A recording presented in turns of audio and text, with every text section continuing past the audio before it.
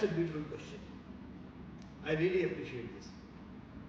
Most of the time, and most of astrologers whom I meet, they keep on discussing just Jupiter, Jupiter and Jupiter.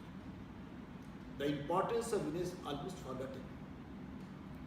In this context, I would like to quote two shlokas from Bhagavad Gita, wherein Lord Krishna has explained the importance of Jupiter and also that of Venus. And that way only we can understand the importance of both in our spiritual sciences, in our astrological parlance. Lord Krishna says, Purodhasam Mukhyam Mam Vidhi Partha Brahaspati. That means among the Purodhas, among the Kulgurus, among the Purohits, I am Brahaspati. He is not saying that I am as an astrologer.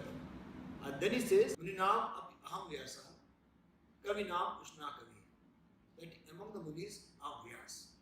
But among Kavis, I am Shukla. Now here the question, what is Kavi?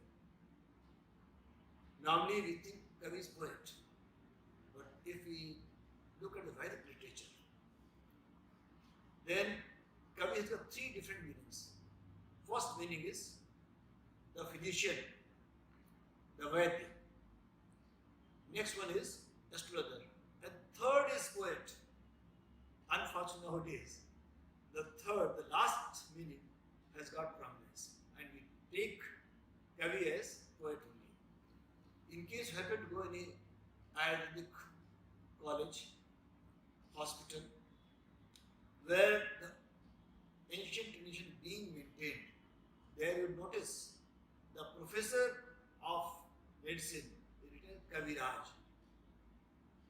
He is not professor. Of course, nowadays they started writing, but earlier they used to write just Kaviraj. That means he is a very, very senior physician of the level of professor. And the next meaning is astrologer. So without having Venus occupying a prominent place in a horoscope, the person cannot be a good astrologer. That's the importance of Venus. So if Jupiter is strong, you could be a good teacher. You might be teaching your astrology.